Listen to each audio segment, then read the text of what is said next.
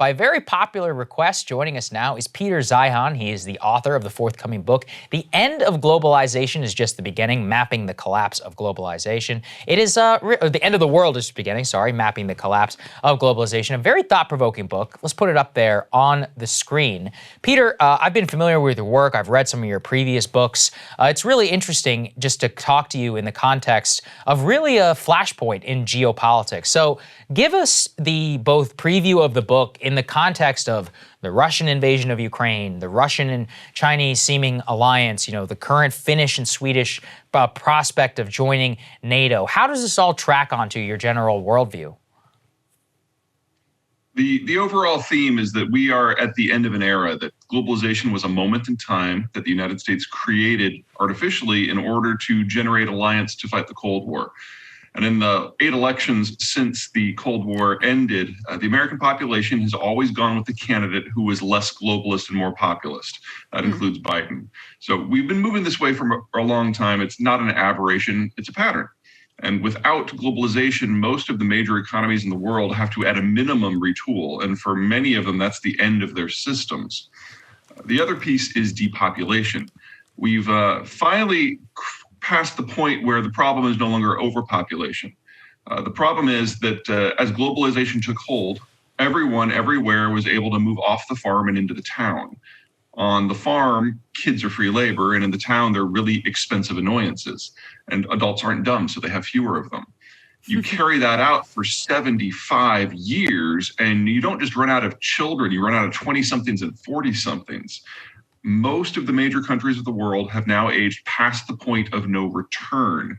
And this was always going to be the decade where they moved into mass retirement.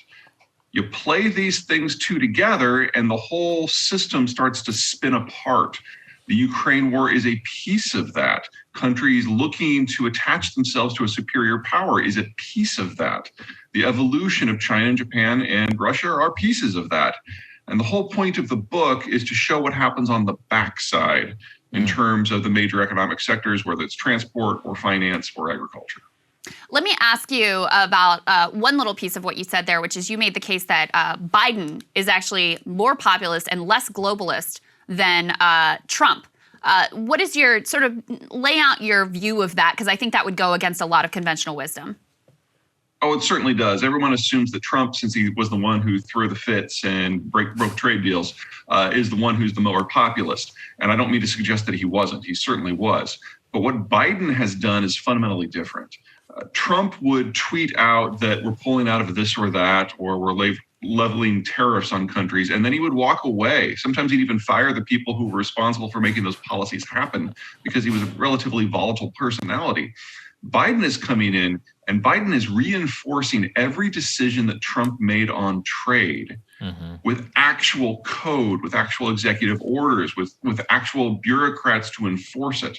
So Biden and Trump, from a foreign economic policy point of view, actually have the two most similar foreign policies in this country's history. The difference is that Biden is making it stick. Can you just give one very specific example of that? Sure, China tariffs. The phase one deal never really went through because Trump never really implemented it. All the tariffs stayed in place. And Trump and his trade czar, Catherine Tai, have basically extended those into perpetuity and formed a bit of an alliance with some of the other Western countries to make it not just an American thing, but global. And that's one of the reasons why companies like Huawei are facing such a catastrophic problem. Everyone assumed that as soon as the Trump administration went away, this would all just fade away. And instead, it is now fully embracing American trade law. Right. And Peter, I think one of the interesting things you said there was what the end of globalization looks like on the back end. I mean, give us a 20-year or so preview here of going forward. What can Americans see change geopolitically in their lifetimes, given the fact we've already seen such a major geopolitical change in just the last, I'd say 10 years. It's changed the landscape dramatically. It's been a really last 3 months from my point of view. But yeah, the whole book is on that topic. So for example, international safe and cheap transport is the foundation of all manufacturing supply chains, the entire global energy market, and the entire global agricultural market. There are now parts of the Black Sea that have already become a no-go zone, which have taken the world's largest wheat exporter, Russia, and the fourth largest wheat exporter, Ukraine, off the market. The Russians are having a similar problem with their fertilizer because it is exported through that same no-go zone. So we are already looking down the maw of a global wheat crisis that this year is going to at a minimum triple, probably quadruple wheat prices. At the same time, we have a global fertilizer shortage, which is going to reduce yields on a global basis. We're not going to have to wait 10 years. We're looking at that right now.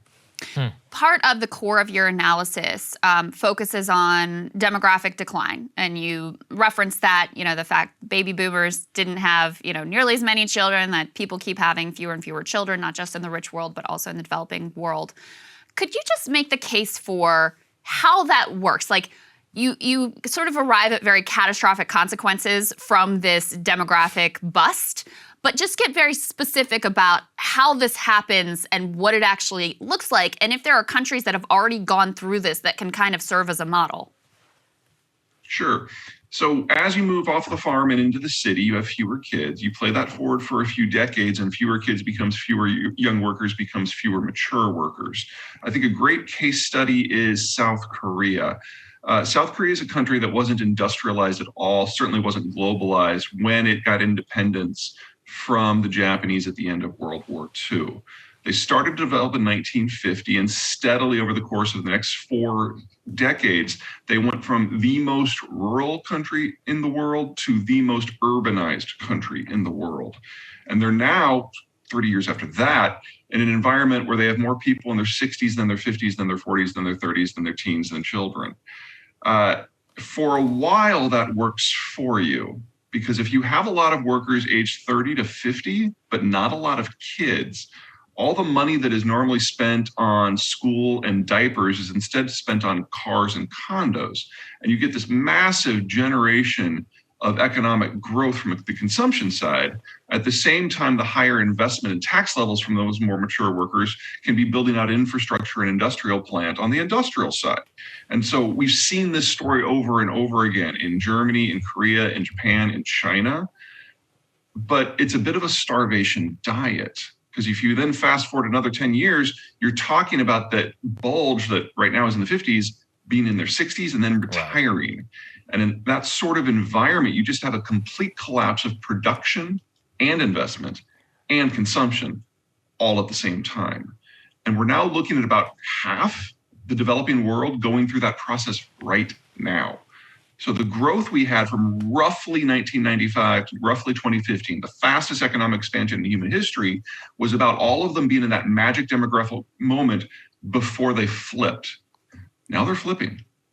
Right. And so, Peter, one of the key points I think that you make in the book and have talked along about in the past is just the way that the unique American role of superpower played in the development of the globalization system. Now, with the decline of globalization, as you say, energy markets and manufacturing, all of that predicated entirely on the free movement of goods. What does a return to an almost more like 19th century war for the high seas? I don't mean a physical war, although it could certainly turn into that. What does that actually look like in the context also of this demographic, decline in consumer, a shrinking of U.S. power? Are we going to see the return of great power conflict, of multipolarity within the system? How is that going to play? That's like 9 questions there. I'll do my best. Okay. So as populations decline, the capacity for them to participate in normal economic activity collapses, because you have to have sufficient young people to get it going, and that's no longer an option for a lot of countries. So the model of capitalism or socialism or fascism or communism or whichever ism you happen to be a fan of, they were all designed for the market getting a little bit bigger every year, and they can't cope with a market that's in terminal decline. In terms of global affairs, if you don't have safety on the high seas, and the US is the only country that can even pretend to guarantee that, the steps that allow for modern manufacturing supply chains, the complexity that brings us the goods that we use every day, that breaks down. In that sort of environment, individual countries will feel forced, or out of a sense of opportunity to take matters into their own hands and try to generate regional manufacturing hubs, regional spheres of influence. The problem is that the resources you need to fuel a modern, industrialized, post-globalist world are not equally spread out around the world. They're very concentrated. So oil in the Persian Gulf, cobalt in Congo, nickel in northern Russia, for example. Not everyone can reach everything. The United States should be pretty much okay because we're going to be combining the Western Hemisphere with maybe the Japanese and Southeast Asia. But for everyone else, you're looking at sharply truncated capacity to access the inputs that allow modern life to happen. So we're seeing some of this going on right now with the Ukraine war. There are a number of countries who are completely reliant on globalization to allow them to import energy. China's probably at the top of that list. And in a world where Russian crude is going offline bit by bit, that means the entire map of where crude can go is going to reshuffle. So it's probably going to look something like this. As the Russian crude falls offline, the Europeans, who are their primary customer, are going to go back and reinterface with countries closer to them that they have better relations with, primarily former colonies. That's North Africa and West Africa. There's enough there, plus Norway, to supply the Europeans. But that means that Russian crude is going offline and North and West African crude is going offline. That means there's not enough left to go to East Asia. Now, the Japanese have a navy. They can reach the Western Hemisphere, work with the Americans, still get supplies in. But China can't. China is a good example of a country that is absolutely screwed from this new sort of environment. They've mined most of their own country out, and the resources that they need from further abroad are concentrated in certain footprints that the Chinese can't reach. So China and a lot of countries in the broader world will not be able to access affordable and ample energy supplies to maintain their current system. And they also can't reach the cobalt and the nickel and the copper that is needed to maybe try their hand at the green transition. And in that sort of environment, you're not just looking at a trade breakdown in East Asia, and a population bust. You're looking at a loss of the inputs that are necessary to maintain today's economy, much less the future one. And that suggests a screaming reverse in economic activity and a deindustrialization of the system. That doesn't simply make the Chinese no longer rich. It puts the Chinese in an environment where they have to go back to subsistence rice paddy agriculture just to prevent their population from dying out. Some version of this is going to play out in large parts of the world. I'm specifically concerned with sub-Saharan Africa, North Africa and the Middle East, a little bit in Southeast Asia, a little bit in South Asia, and absolutely in Central Europe. Wow. So talk a little bit more about China, because it's another part that very much goes against conventional wisdom. A lot of your thinking does. But, the counter case is they've got a massive population. They've been very clever about the Belt and Road Initiative. They've been down securing mineral deposits in Congo and elsewhere so that they could be ahead of the game in terms of the Green Revolution, and that they are the U.S.'s main geopolitical competitor. Obviously, much of our industrial capacity went to China, and they have all the factory towns now. So what's wrong with that analysis? Almost everything. So let's start with the demographic picture, since we've already kind of established that. The one-child policy has been in place for 40 years, and that means that the Chinese are running out of 30-year-olds. That's just how math works. Anyone who suggests that the Chinese think long-term or are good at math really needs to take a closer look at their system. Also, with the more recent census data that has come out, they are now admitting grudgingly that they've overcounted their population by in excess of 100 million people. Wow. Now, the Chinese system, as of 2 years ago, before this new census data had come out, they were already the fastest aging and fastest demographically collapsing country in human history. And now with the new data, it suggests that the Chinese population will be less than half of its current size as soon as 2050. So just from a demographic point of view, this is the last decade of China as a unified nation state. They're a dead man walking. Let's go beyond that. Okay, One Belt, One Road. This is an outcome of something the Chinese do with their financial system. So we give the Fed a lot of crap for monetizing and printing currency and all that good stuff. And on average, we do print a substantial amount. but the US dollar is used as the lubricant for the world's largest economy. We have another 20 odd currencies in the wider world that are linked to it. And it is the sole currency for international trade and the primary currency in terms of store of value. As such, the American increase in the money supply actually broadly correlates with those other factors combined. So do we play a little fast and loose with the rules? Sure. Will we pay for that down the road? Probably. But the Chinese, the Chinese yuan is neither the store of value nor the currency of exchange. And yet the Chinese in any given month print 2 to 5 times as much currency as we do. Their overall money supply is over twice what ours is, and it's not internationally exchanged at all. They use that money to lubricate their systems to force capital into any company that might be able to employ people. So for us, the money supply is primarily an economic issue. For them, it's a political one, and it's treated appropriately. And that means that the Chinese are brimming with huge volumes of liquidity.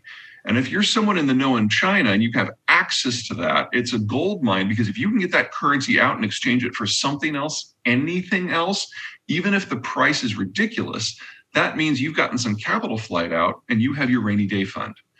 That's exactly what One Belt, One Road is on a global basis. Whenever you see the Chinese bidding $8 billion for something that's only worth $2 billion, that is not a sign of national strength. That is a sign of a corrupt bureaucrat who is establishing his nest egg. And they've now done that on a global basis. Now, there's lots of other impacts from this over-financialization, this hyper-financialization system.